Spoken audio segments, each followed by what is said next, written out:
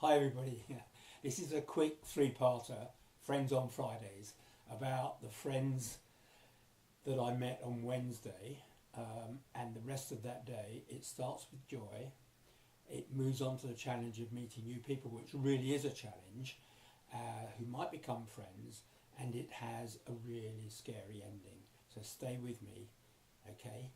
So the joy, first of all, was of going out from work to meet about 8 ladies that I used to work with, all in their mid-50s, I guess, maybe a little bit older, in a Pizza Express in South London.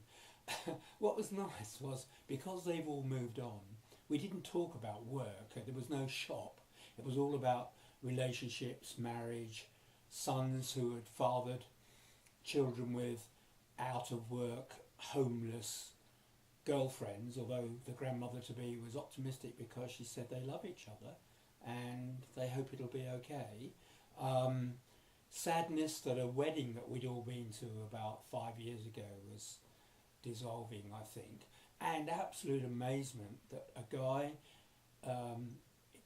had reunited with his ex-wife after 8 years of separation, or I think they were actually divorced. Quite interesting was that I was asked about, how my kids are getting on and so on. Only one person asked about Dave, my partner. It wasn't airbrushed out, but I'm thinking about, last week's video about his mum still making that journey. Clearly some of my ex-colleagues, it's a bit bizarre really, were also making that journey.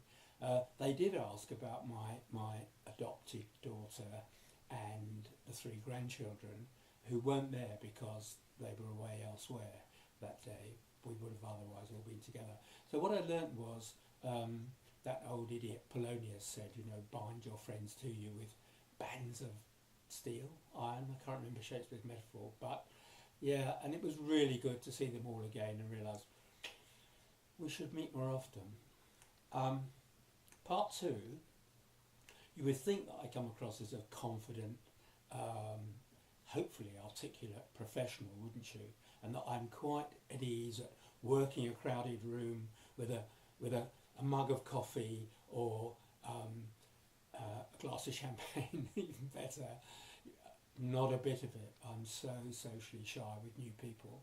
So nipped on the train up to London to meet a group of people who are looking to volunteer to do outreach work in the trans community, to do workshops and art things and so on. Really interesting, lots of lovely people with interesting and different backgrounds of all genders and none. And that was kind of, respect. As a cisgendered guy, I've had to make a journey about nothing as difficult as some of those guys and girls have made. So that was nice. Come home on the train, got home about midnight. Here's the scary bit. We had cards and stuff to open because it was a family celebration, as it were.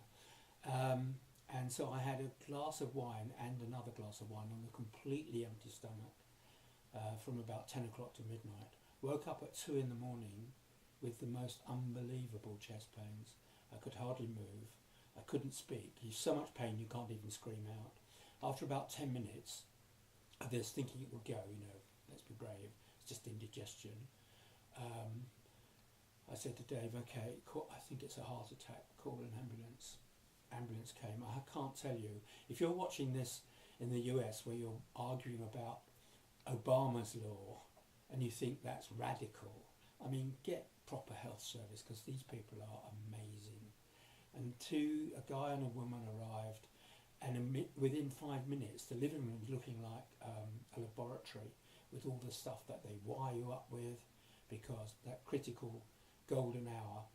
Eventually into the ambulance, off to hospital, and so on. Blood tests, anxious night, don't sleep, don't know what's going on. I have to tell you, I'm here, okay? So it's all okay. And I now have had a free checkup. My heart is fine.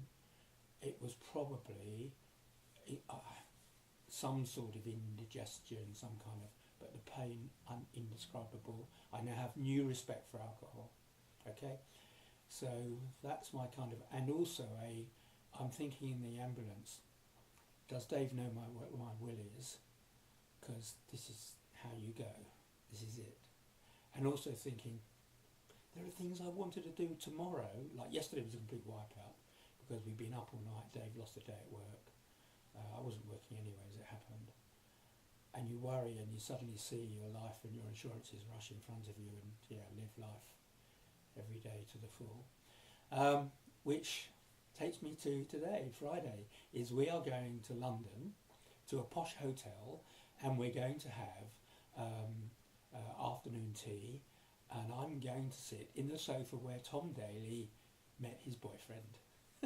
I'm so excited, it's stupid. So life is good.